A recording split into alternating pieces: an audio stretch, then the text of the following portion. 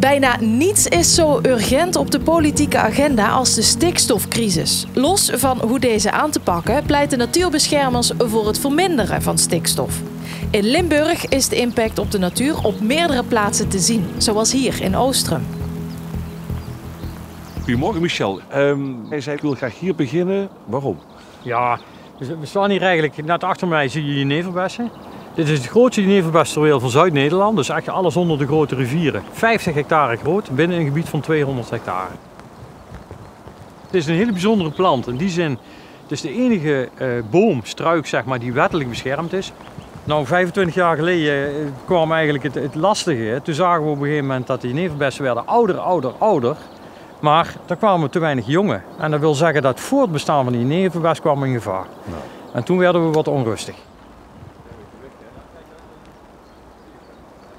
Als je ziet, dan zijn ze een paar meter hoog, maar de leeftijd, er zijn erbij die zijn 150 jaar voorbij. Er zijn gewoon veel te weinig jonge jeneverbessen en dat is een beetje het probleem waar we tegenaan lopen. We hebben met beheer van alles geprobeerd om meer jonge jeneverbessen te krijgen. Dus we hebben schapenbegrazen ingezet, we hebben licht gebracht omdat die jeneverbes graag in een zonnige plek staat. En dat heeft eigenlijk de laatste 25 jaar niet gewerkt. Dus ja, dan moet er iets anders aan de hand zijn. In de jaren 80, 90 kwam er nogal wat uit de lucht vallen. Hè. Dat was zwavel en dat was stikstof. Ja.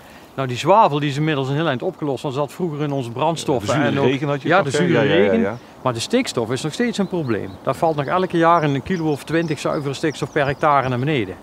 En dat maakt het dat de bodem heel erg zuur wordt. En de voedingsstoffen die ze nodig hadden, en hier staan ze, dus de kalium, de calcium, de magnesium, die zijn eigenlijk door die verzuring, de stikstof en de zwavel, zijn die eigenlijk naar de ondergrond verdwenen. Niet meer beschikbaar voor de planten. Dus ja, ze groeien gewoon slecht. En dan zie je ook dat ze weinig jonge scheuten maken en dat de bessen gewoon achterblijven. Je ziet dat er heel veel bessen aan hangen, want hij hangt letterlijk vol.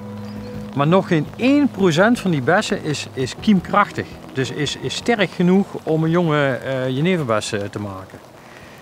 En dat komt omdat binnenin die bessen zeg maar, er zit heel veel stikstof opgeslagen en veel te weinig andere mineralen. En nu gaan we proberen met een speciale behandeling om die verhouding tussen de stikstof, die heel dominant is, beter te krijgen ten opzichte van de andere mineralen, de kalium, de calcium en de magnesium.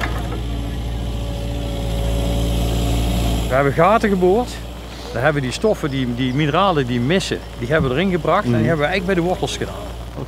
En dat hebben we 10 jaar geleden ook voor de eerste keer geprobeerd, heel kleinschalig. En toen zagen we na 2 jaar al de eerste verschuivingen in de mineralen.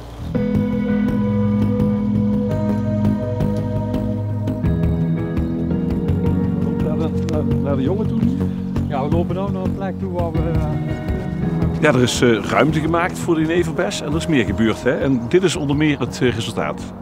Ja, als je hier kijkt, dit is de jonge generatie. Dit is hetgene waar we eigenlijk zo lang op gewacht hadden. Daar hebben we wel hard aan gewerkt. Ik moet eerst zorgen dat het bos wat zorgt voor te veel schaduw, dat weg is. Nou, je krijgt dan uiteindelijk, als je alles goed doet, is dit eigenlijk de beloning. Ja. Kijk, dit is bijvoorbeeld een scheut van een jaar. Ja. En als je dan ziet dat dit een plantje is zeg maar, van een jaar of 3, 4 en je ziet die van 100 jaar die maar een paar meter hoog zijn, dan zie je dat hij een hele snelle jeugdgroei heeft. Dus in het begin groeit hij heel hard en dan op een gegeven moment kakt hij wel wat in. Maar als hij zo gezond is, ben ik ervan overtuigd dat hij straks ook bessen maakt en dat die bessen weer zorgen voor een nieuwe generatie. Ja.